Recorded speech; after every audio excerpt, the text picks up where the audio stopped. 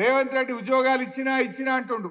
ఆయన ఇచ్చిన వాటిల్లో నోటిఫికేషన్ ఇచ్చింది బీఆర్ఎస్, పరీక్ష పెట్టింది బీఆర్ఎస్, ఫిజికల్ టెస్ట్ పెట్టింది బీఆర్ఎస్, ఫలితాలు ఇచ్చింది బీఆర్ఎస్, కాయిదాలు వంచింది రేవంత్ రెడ్డి. అది 60,000 ఇచ్చిన అంటాడు.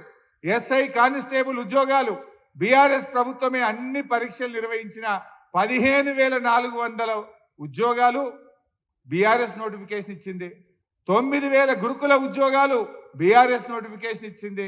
8,000 గ్రూప్ 4 ఉద్యోగాలు బీఆర్ఎస్ నోటిఫికేషన్ ఇచ్చింది. అదేవిధంగా హెల్త్ డిపార్ట్మెంట్ లో స్టాఫ్ నర్సులు, పారామెడికల్ సిబ్బంది 7,000 ఉద్యోగాలు బీఆర్ఎస్ ఇచ్చింది. జేఎల్ 1,300 బీఆర్ఎస్ ప్రభుత్వం ఇచ్చింది. 6,000 డిఎస్సి ఉద్యోగాలు బీఆర్ఎస్ ప్రభుత్వం ఇచ్చింది. ఇవన్నీ బీఆర్ఎస్ ప్రభుత్వమే నోటిఫికేషన్లు ఇస్తే వాటికి కాయిదాలు పంచి నేను ఉద్యోగాలు ఇచ్చిన అంటాడు. అచ్చంగా కాంగ్రెస్ నోటిఫికేషన్ ఇచ్చి కాంగ్రెసే ఉద్యోగాలు ఇచ్చింది. కేవలం డిఎస్సిలో 5,000 ఉద్యోగాలు మాత్రమే.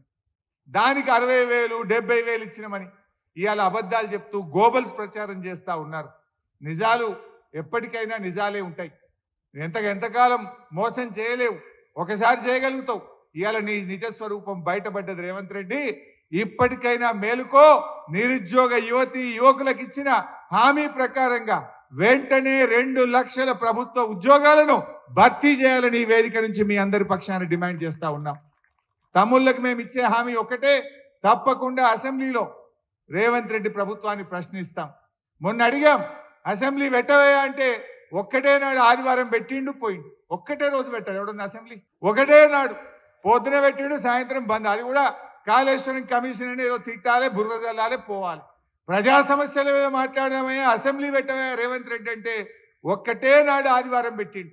అంటే ఎంత భయపడుతుండు, అసెంబ్లీ పెట్టడానికి కూడా భయపడుతున్నాడు. తప్పకుండా కాంగ్రెస్ మీద ఒత్తిడి పెంచుతాం.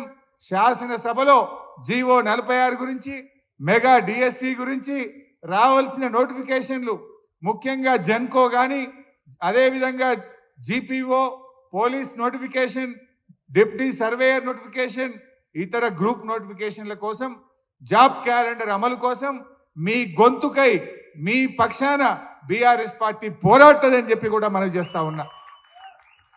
ఒకవేళ దిగి రాకపోతే ఇవాళ ఇది ప్రారంభం మాత్రమే. అన్ని జిల్లాల్లో కూడా ఈ రోజు మనం ఏదైతే నిరుద్యోగ బాకీ కార్డును మనం విడుదల చేశామో, ఈ నిరుద్యోగ బాకీ కార్డును రాష్ట్రంలో అన్ని జిల్లా కేంద్రాల్లో కూడా పెట్టి యువతను ఏకం చేద్దాం, ప్రభుత్వం మీద ఒత్తిడి పెంచుదాం.